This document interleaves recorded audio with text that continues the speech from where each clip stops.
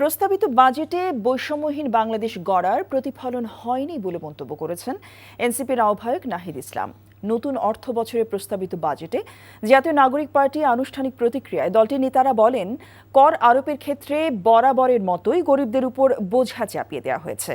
বেকারত্ব বাড়ার শঙ্কাও জানিয়েছে এনসিপি। আবির আহমেদের রিপোর্ট। আসসালামু আলাইকুম। 2025-2026 অর্থবছরের প্রস্তাবিত বাজেট নিয়ে দলের অবস্থান তুলে ধরতে জাতীয় নাগরিক পার্টির এই সংবাদ সম্মেলন। প্রস্তাবিত বাজেটকে গতানুগতিক আখ্যা দিয়ে বাজেটের নানা দিক নিয়ে সমালোচনা করেন এনসিপির আহ্বায়ক নাহিদ ইসলাম। যেই ভীষণটার কথা আমরা বলতেছি বৈষম্যহীন সমাজে, সেইটা এই বাজেটের মধ্যে দিয়ে আসেনি। আমাদের আকাঙ্ক্ষা ছিল যে ধনী গরিবের যে আয় বৈষম্য, সেই আয় বৈষম্য কমে আসবে, কিন্তু এই বাজেটে আমরা সেই আয় বৈষম্য কমানোর তেমন কার্যকর উদ্যোগ দেখিনি। করদাতার সংখ্যা যেটি পূর্বে ছিল সেটি বিদ্যমান রয়েছে, এবং যে সকল ব্যক্তি বা প্রতিষ্ঠান কর ফাঁকি দেয় তাদেরকে করের আওতায় আনার তেমন কার্যকর পদক্ষেপ আমরা দেখিনি।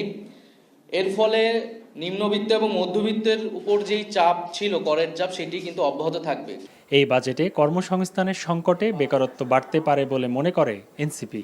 আমাদের যে বেকার সমস্যার সমাধান এবং কর্মসংস্থান বৃদ্ধির জন্য উদ্যোগ থাকবে, কিন্তু আমরা সেটি দেখতে পারিনি। গত এক বছরে 26 লক্ষ বেকার বৃদ্ধি হয়েছে, কিন্তু কর্মসংস্থান বৃদ্ধির জন্য যে বিনিয়োগ বাড়ানোর প্রয়োজন ছিল, সেই ধরনের নীতি গ্রহণ করা হয়নি। শিক্ষা খাতে কোনো পরিবর্তন নেই, স্বাস্থ্য খাতেও বাড়েনি বাজেট। কর আরোপের ক্ষেত্রেও গরিবদের উপর বোঝা চাপিয়ে দেওয়া হয়েছে বলে মনে করছে দলটির আহ্বায়ক।